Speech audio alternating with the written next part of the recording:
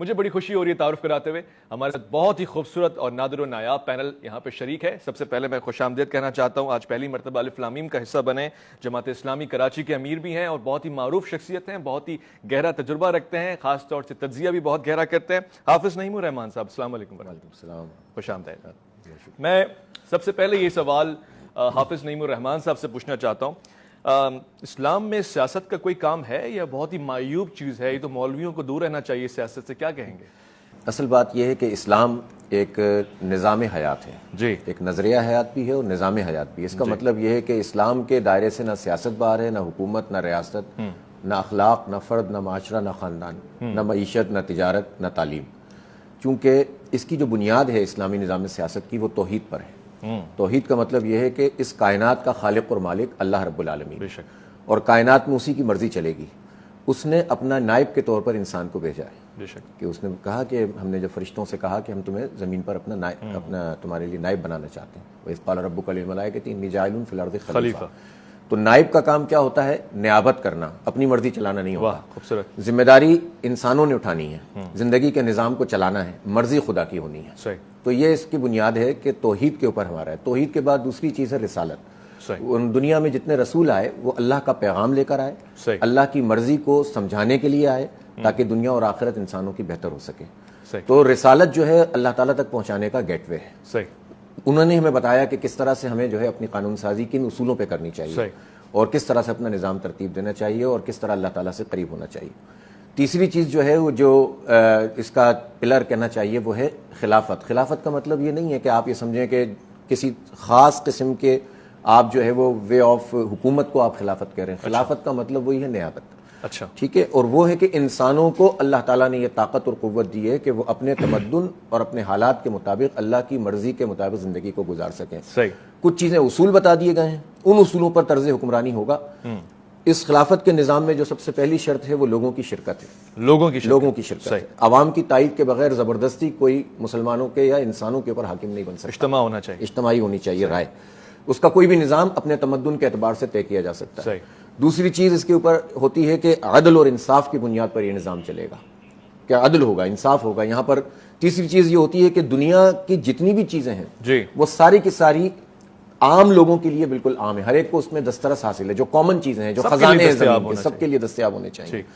چوتھی چیز یہ ہے کہ اگر ظاہر ہے کہ انسان ہے وہ آپس میں جڑیں گے تو ان کے کچھ قوانین ہونے چاہیے. فرد کا فرد سے تعلق ہے, اسی سے معاشرہ بنتا ہے, خاندان بنتا ہے, اس کے ضابطے دے دیے گئے ہیں اور ان ضابطوں کے مطابق ہمیں زندگی گزارنی ہوگی.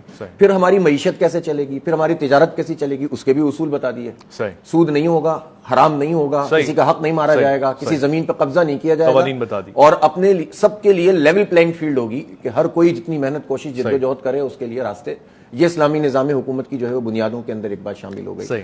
تو اسی طرح زندگی کے ہر گوشے کو اسلام ایڈریس کرتا ہے. یہ تصور بالکل درست ہے کہ حکومت اور سیاست کا اسلام سے کوئی تعلق نہیں. اسلام کوئی ایسا مذہب نہیں ہے کہ جو صرف جو ہے وہ روحانیت کو ایڈریس کرتا ہو. یہ تو بہت پرانا تصور ہے روحانیت, اور اس کا تصور بھی یہ ہے کہ جسم اور روح علیحدہ علیحدہ چیزیں اور ایک دوسرے سے متصادم ہیں. جبکہ اسلام کا تصور یہ ہے کہ جسم اور روح کے رشتے کا نام انسان ہے اور اس کی ذمہ داری ہے کہ زندگی کی ہر چیز میں اللہ کی اطاعت اور بندگی کرے. جمہوریت جو مغربی ہے اس کی بنیاد کے اندر یہ بات ہے کہ سارے انسان مل کر اگر کوئی فیصلہ کرتے ہیں تو وہ حلال کو حرام کر سکتے ہیں, حرام کو حلال کر سکتے ہیں. اسلام یہ کہتا ہے کہ آپ فیصلے سب جمہور کی بنیاد پہ کریں گے, اجتماعی رائے سے کریں گے, مشاورت سے کریں گے, لیکن ان پرنسپل کچھ چیزیں اللہ تعالیٰ نے آپ کے لیے طے کر دی ہیں, اس سے بغاوت نہیں کریں گے. اللہ کے حکم کے خلاف اگر جمہور پورے 7 ارب انسان بھی مل کر کوئی فیصلہ کرنا چاہے تو نہیں کر سکتے. اللہ کی دی ہوئی جو رائے اور آزادی ہے اس میں رہتے ہوئے اپنے تمدن کے لیے اور اپنی ضرورت کے لیے جو فیصلہ ہے وہ سب باہم مشاورت کے ساتھ. خوب. میرے حافظ نعیم الرحمان صاحب, پرویز البائی صاحب تو فرما رہے ہیں کہ کوئی ایسا نظام حکومت معین نہیں ہے, تو پھر آپ نے کیسے یہ بنا لیا کہ جمہوریت ہو یا خلافت ہو, کہاں پہ کوئی مثال ملتی ہے؟ اصل میں دیکھیں جو بنیادی بات ہے البائی صاحب کی, وہ یہ کہہ رہے ہیں کہ اسلام اور سیاست کا تعلق نہیں ہے, اور قرآن میں کہیں موجود نہیں ہے. میرا خیال ہے کہ ہم سب کو مطالعہ کرنا چاہیے قرآن پاک کا. ہماری تو کوئی بات نہیں, اللہ اور اس کے رسول کی بات ہے. رسول پاک صلی اللہ علیہ وسلم کی ایک حدیث ہے جس کو ہم ڈینائی نہیں کر سکتے, اور وہ یہ ہے کہ بنی اسرائیل کی جو سیاست ہے وہ بنی اسرائیل کے انبیاء کرتے تھے. اچھا, ٹھیک ہے نا, یہ بالکل مستند حدیث ہے. صحیح. اس کے بعد حضرت یوسف علیہ الصلوۃ والسلام نے کیا فرمایا؟ صحیح. ٹھیک ہے نا, چلیں پوری ایک صورت ہے حضرت یوسف علیہ السلام کی پوری زندگی کے اوپر، اور پھر ان کی امامت اور ان کی جو ہے وہ حکومت وزیر معین کیے گئے، جو رسول اکرم صلی اللہ علیہ وسلم کو اللہ تعالیٰ نے ارشاد فرمایا کہ هو الذی ارسل رسولہ بالہدی ودین الحق لیظہرہ علی الدین کلہ. تو اس کا مطلب ہی یہ ہے کہ ہم نے، وہی اللہ ہے جس نے رسول کو ہدایت کے ساتھ اور دین حق کے ساتھ بھیجا تاکہ اس دین کو دنیا کے تمام ادیان پر غالب کر دے. یہاں دین کا مطلب مذہب نہیں ہے، اچھا، یعنی ریچولز کا نام دین نہیں ہے، اچھا، صرف نماز روزے حج کا نام دین نہیں ہے. دین نظام زندگی کا نام ہے. عربی زبان میں دین کہتے ہیں نظام اطاعت کو، جس میں ایک حاکم ہوتا ہے اور سب اس کے مطیع ہوتے ہیں. صحیح، ٹھیک ہے. تو علی الدین کلی کا مطلب جن سے دین کے اوپر زندگی کی جتنی تفصیلات ہیں ان سب کو پر جو ہے وہ دین حق کو غالب کر دیا جائے. صحیح، یہ اللہ کی طرف سے ارشاد ہے. ابھی مجھے بتائیں نا کہ اگر اسلام اور سیاست الگ الگ ہیں جی، تو اسلام معاشی نظام کے لیے کیا کوئی رہنمائی نہیں کرتا؟ پھر سود کی آیات کیوں ہے قرآن میں؟ یہ سوال میں پوچھوں گا. کیوں بیع اور سود کی بات ہے؟ کیوں وراثت کی بات کی گئی ہے؟ ٹھیک ہے. کیوں وصیت کی بات کی گئی ہے؟ کیوں یہ آیت ہے کہ وَمَن لَّمْ يَحْكُم بِمَا أَنزَلَ اللَّهُ فَأُولَٰئِكَ هُمُ الْكَافِرُونَ ظَالِمُونَ فَاسِقُونَ، کہ جو اللہ کے حکم کے مطابق فیصلے نہیں کرتے وہ ظالم ہیں، کافر ہیں، فاسق ہیں. صحیح ہے. حکم کا قائم کون کرے گا؟ جب تک ایک ایسی قوت نافذہ نہیں ہوگی جو حکم کو قائم کر سکتی ہو تو معاشرہ کیسے آگے بڑھے گا؟ ایک فطری سوال ہے، اس کا جواب میں لوں گا.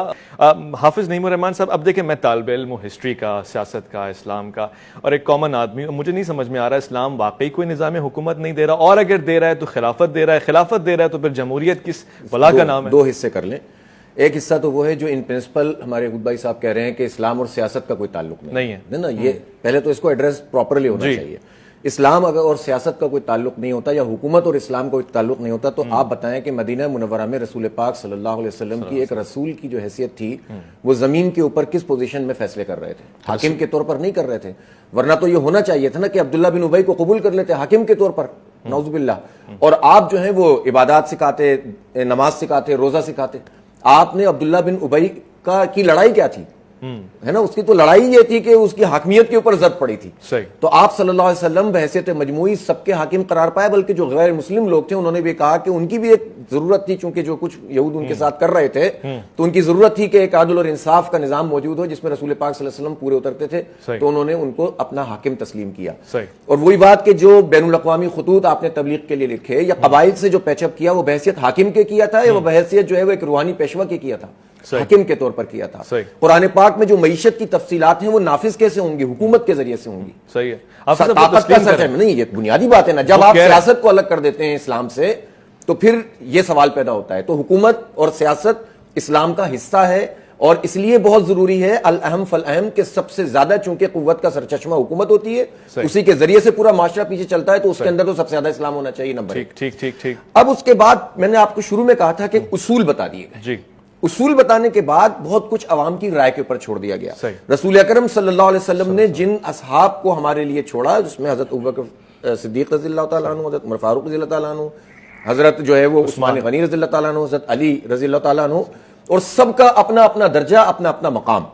اگر آپ نومینیٹ کر دیتے تو پھر یہ سلسلہ چل پڑتا. آپ یہ دیکھیں کہ چاروں خلفائے راشدین کا جو انتخاب کا طریقہ رہا ہے نا وہ مختلف رہا ہے. اس سے اندازہ یہ ہوا کہ اصول ایک ہے کہ مشاورت ہونی چاہیے، بیعت ہونی چاہیے. اس وقت بیعت کا طریقہ رائج تھا، ووٹ نہیں تھا، بیعت تھا. وہ ایک ہی بات ہو گئی. ٹھیک ہے. اس بیعت میں کیا ہوتا تھا؟ ایک جو خاص معاملات کو لے کر چل رہے ہوتے تھے ان کی بیعت، اور ان کے ساتھ ساتھ عوام الناس کی بیعت. یعنی شورا ہو اور عوام الناس کی شورا ہو اور عوام الناس کی جو ہے وہ رائے. جب اسلام میں ملوکیت کا تصور نہیں ہے. اگر ملوکیت کا تصور ہوتا تو امام حسین رضی اللہ تعالیٰ عنہ کی لڑائی کیا تھی؟ ٹھیک ہو گیا ہے نا. ٹھیک ہو گیا. تو یہ بات میں آپ کی بات سے خاص کرتے ہوئے حجاز میں جو اس نظام حکومت ہے وہ اسلامی نہیں ہے، ملوکیت اسلامی نہیں ہے. ٹھیک ہو گیا. ایک اور بات اس میں بہت اہم بات ہے، یہ جو آپ نے خلافت عثمانیہ کی بات کی یا سلجوقوں کی خلافت رہی یا مختلف بغداد میں خلافتیں رہیں، در حقیقت ملوکیت میں تبدیل تو ہو گئی تھی، اینٹ تو ٹیڑھی پڑ گئی تھی، لیکن اس کے باوجود اسلام کے نظام حکومت اور اسلام کے اخلاقی نظام اور معاشی نظام میں اتنی طاقت ہے کہ 1200 سال تک ٹیڑھ پڑنے کے باوجود عدل اور انصاف کا نظام جو ہے وہ قائم رہا. وہ تو ایک الگ تعلیم کا نظام نہیں، حکومت کی سطح پر قائم. طرز حکومت الگ ہے. طرز حکومت جو ہے وہ اسلام کے تصور کیسے آیا؟ میں عرض یہ کر رہا ہوں کہ میں تو یہ واضح کر رہا ہوں نا، یعنی جماعت اسلامی ظاہر ہے کہ سید ابو العلا مودودی رحمۃ اللہ علیہ نے ایک فکر پیش کی جی، اور اس کے نتیجے میں وہ جو گرد جم گئی تھی نا دین اور سیاست کی دوری کی، اس کو دور کیا اور بتایا کہ اسلام غالب ہونے کے لیے اسلام کے سیاسی نظام. آپ کی اجازت ہو تو ایک مختصر سا وقفہ لوں، لوٹ کر آؤں گا، یہیں سے جاری رکھیں گے. ہمارے پاس علامہ مودودی رحمۃ اللہ علیہ کی ایک بہت پیاری کتاب جو حافظ صاحب لے کر آئے اپنے ساتھ، میں ان سے پوچھنا چاہتا ہوں اس میں کچھ ایسا خاص ہے جو آج ہمارے موضوع سے ریلیونٹ ہو؟ اس کا نام ہی اسلامی نظام زندگی اور اس کے بنیادی تصورات ہیں. وہ پرنسپل اس میں بیان کیے گئے ہیں جو اسلامی نظام زندگی کے لیے چاہیے. اسلام ایک یعنی پورا سسٹم ہے. اسلام صرف ریچولز کا نام نہیں ہے، ٹھیک ہے نا، روحانیت کا نہیں، روحانی ہو تو جسم دونوں کو ایڈریس کرتا ہے. جب پاکستان بنا تو اس کے بعد قائد اعظم رحمۃ اللہ علیہ کی فرمائش پر مولانا مودودی رحمۃ اللہ علیہ کے ریڈیو پاکستان سے جو ہے وہ پوری نشری تقریریں تھیں. یہ بھی بالکل اس کے آخری حصے میں موجود ہیں. اسلام کا سیاسی نظام، اسلام کا معاشرتی نظام، اسلام کا اخلاقی نظام، اسلام کا روحانی نظام، اسلام کا اقتصادی نظام، اور سب کی تفصیلات بھی بیان کی گئی ہیں اور اس کے پرنسپل بھی بیان کیے گئے. یہ بنیادیں ہوں گی، یہ اصول ہوں گے اور تفصیلات. جو ابھی اس کی بات آئی تھی نا شعبے، دیکھیں شعبے ہماری ضرورت کے تحت ڈیولپ ہوں گے. وہ کہہ رہے ہیں قرآن میں نہیں مینشن نا؟ نہیں، قرآن میں ہر چیز مینشن نہیں ہوگی. اس کی تفصیلات یا تو سنت میں ملے گی اور سنت کے بعد اس کے بعد کے لوگ قرآن اور سنت سے اخذ کر کے اپنی ضرورت کے مطابق طے کریں گے. ضرورت کے مطابق. میں پروفیسر صاحب سے پوچھتا ہوں، پروفیسر صاحب آپ نے بیان فرما دیا، آپ بھی شاید یہی کہہ رہے ہیں کہ ضرورت کے مطابق نہیں، لیکن ان کے اور ایک فرق ہے. یہ کہتے ہیں کہ کسی چیز میں نہیں، ہم یہ کہتے ہیں کہ قرآن اور حدیث کے مخالفت میں کوئی فیصلہ ہم نہیں کر سکتے. چلیں ایسے لے لیں، مخالفت میں نہ کریں مگر کریں تو آپ ہی نا.